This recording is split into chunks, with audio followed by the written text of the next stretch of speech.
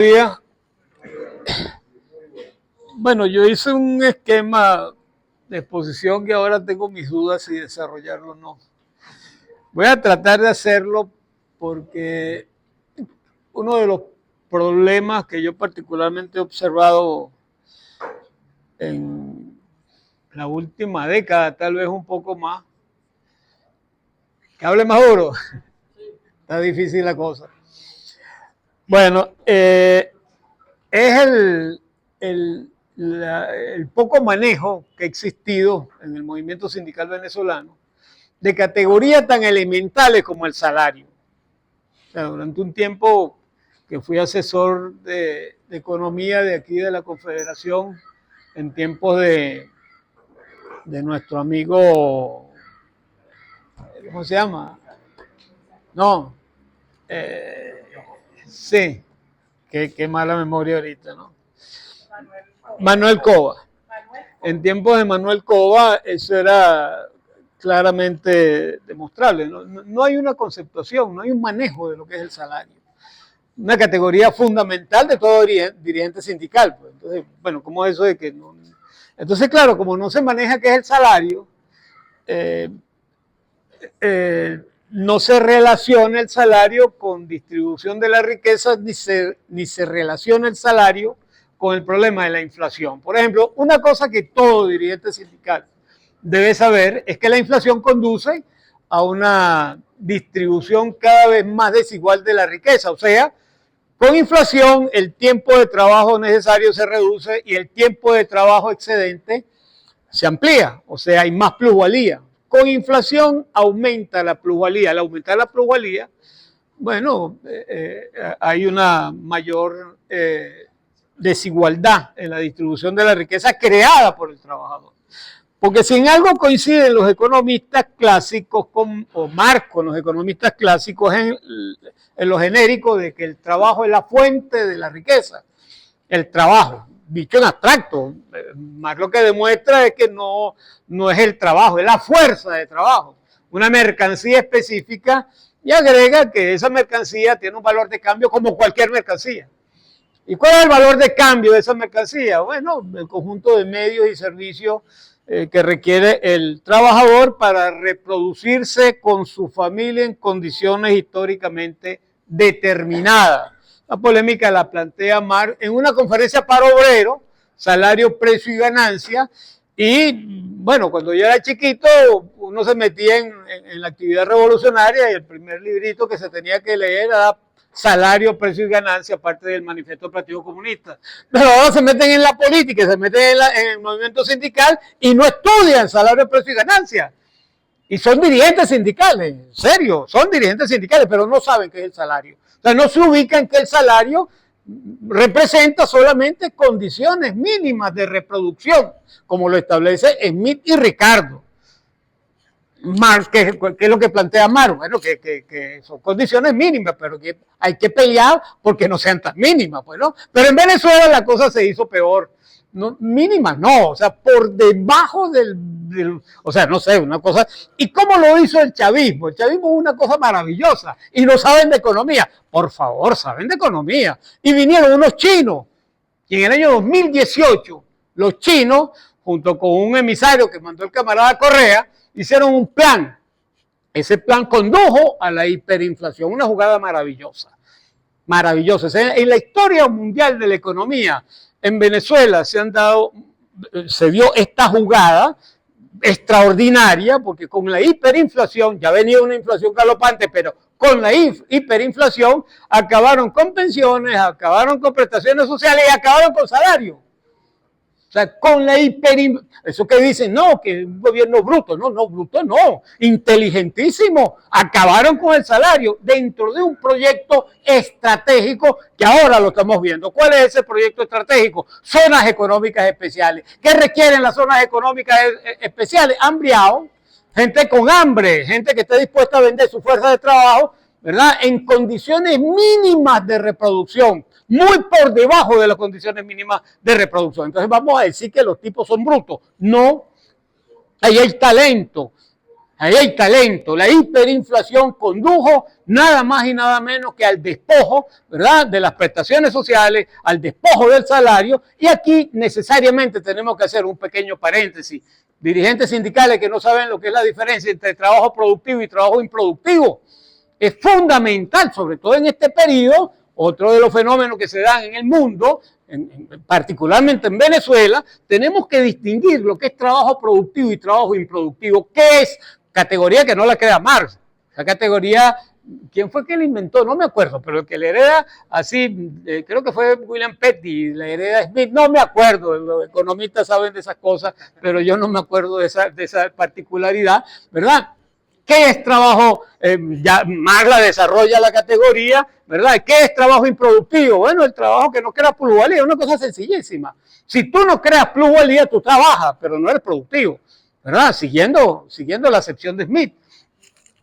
¿Qué es trabajo productivo? Cuando creas plusvalía. ¿Qué es la administración pública? ¿Verdad? Lo que decía, Marx lo decía de otra manera, ¿verdad? Pero yo lo digo en mi condición de esa cosa que llaman docencia. Yo doy clase en la Universidad Central de Venezuela y soy un trabajador improductivo. Pero a mí me dan ojalá me la dieron, unas horitas en la UCAP y yo me convierto por arte de magia en trabajador productivo. Porque le voy a dar plusvalía a los curas. Sencillo, o sea, voy a crear plusvalía, porque eso es una empresa. La Universidad Central de Venezuela no es una empresa. ¿De dónde sale el salario de los trabajadores improductivos? De la plusvalía creada por los trabajadores productivos. Eso es una cosa importantísima en Venezuela. ¿Por qué? Bueno, porque la administración pública se redujo a su mínima expresión. O sea, el sueño liberal de acabar con el megaestado, bueno, lo cumplieron los chavistas. ¿Cuántos empleados públicos quedan en Venezuela? Los que medio trabajan matraqueando, ¿verdad? Y los muertos de hambre como los docentes, etcétera. ¿Cuántos quedan? 1.6 millones de trabajadores públicos. Pues no vamos a contar los 3 millones y medio, 4 millones de milicianos que tiene el gobierno, no. Pero se ha reducido significativamente la administración pública en Venezuela, pero sin salario prácticamente durante un largo periodo. Cuando se da la hiperinflación, ¿verdad? ¿Qué sucede? El salario en la administración pública cae a su mínima expresión y comienzan a aparecer, ¿verdad?, emolumentos, ingresos en la empresa privada, en la fábrica. ¿Por qué? Porque a los capitalistas no les conviene que los trabajadores se terminen de morir de hambre. Tienen que estar en condiciones mínimas para que vayan a trabajar. Tienen que tener para el transporte, tienen que tener para alguna cosita tienen que tener, pues, ¿no? Y entonces la burguesía empieza a darle algunos bonos, cositas, que no salario, porque Maduro acabó con el salario, acabó con las prestaciones sociales, ¿verdad? Entonces son bonos lo que le entrega, y eso lo podíamos ver claramente. Y no solamente eso, sino que aparece un fenómeno tal vez único en América Latina por lo menos, ¿verdad? Eso del trabajador por cuenta propia. O sea, y entonces tú ves que muchos trabajadores por cuenta propia, incluso haciendo trabajo simple, termina ganando muchísimo más que un tipo con 4 niveles universitarios y cosas de esas, pues, ¿no? Un latonero, un pintor, un plomero, etcétera. En estos días una vecina un plomero le quitó $300. Y decía, coño, pero yo lo hubiera hecho. Yo lo hubiera hecho porque no me dijiste a mí. Yo pago lo que sea, pues, ¿no? Un plomero. Y no fue mayor cosa lo que hizo el tipo, ¿me entiendes? Entonces los trabajadores por cuenta propia no crean plusvalía tampoco. No crean plusvalía, son trabajadores improductivos. Entonces, administración pública, desaparece el salario, pero el trabajador improductivo por cuenta propia, bueno, me disculpan la expresión, pero es coloquial en Venezuela, una cachifa gana más que yo. Sin duda alguna. O sea, yo sumo el bonito y lo que gano como docente de la Universidad Central de Venezuela, y una cachifa se mete $15 diarios trabajando en casa, pues. O sea, gana más. No, porque son cachifas costosas. ¿Entiendes? Entonces eso, o sea, la política económica del chavismo, a partir del año 2013, 2014 y específicamente del año 2018, en una reunión, conocimos esa reunión por cuento, pues, ¿no? Una participante en Valencia, donde estaba la Comisión China, estaba el asesor que mandó Correa, había empresarios y por supuesto los principales jerarcas de la economía por parte del gobierno. Eso fue un diseño extraordinario, con hiperinflación, acaban con el salario, con hiperinflación, acaban con el salario en la administración pública, y a partir de ahí viene una política económica brutal, despiadada. Cuando se plantea la cosa de la distribución de la riqueza, hubo debate. En mi partido yo tuve debate con algunos compañeros que decían que eso era muy enredado, pero bueno, así se ha enredado, que hay que educar a la gente. Lo que está pasando en Venezuela es un proceso de redistribución de la riqueza brutal, histórico, como nunca se ha pasado en este país. Como nunca en la historia latinoamericana se ha dado una distribución y una redistribución de la riqueza como la que se da en Venezuela. Acabaron con el salario, acabaron con las pensiones, acabaron con las prestaciones sociales y el movimiento sindical no había que hacer. Y había dirigentes sindicales que decían que el artículo 91 no se podía luchar por él porque eso es mentira, eso es demagogia, no se puede luchar por el 91. Y hay otros economistas, amigos míos, amigos del compañero también, pues no hay cosas más, no voy a hablar mal de los economistas, pero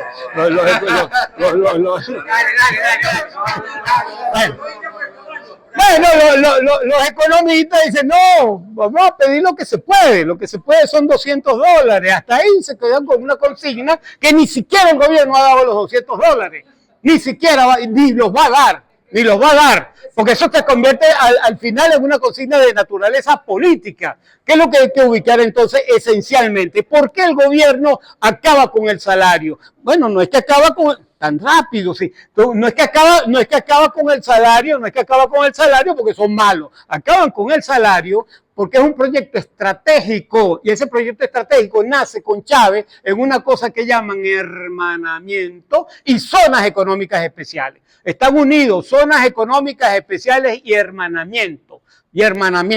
Es más, hubo economistas que sacaban cuenta de dónde estaban los reales para aumentar el salario, cuando ese no es el problema. Eso no es el problema. La distribución de la riqueza está en primer lugar en la fábrica, en la empresa privada. Ahí está la producción de plusvalía, ahí está la producción de riqueza. No me saques la cuenta por petróleo, ve cómo se distribuye la riqueza, ve cuánto hay de trabajo necesario y cuánto hay de trabajo excedente. Ahí es donde está la primera distribución de la riqueza. Y la segunda distribución de la riqueza está en el presupuesto de ingresos y el presupuesto de gasto. El presupuesto de ingresos, ¿a qué se destina?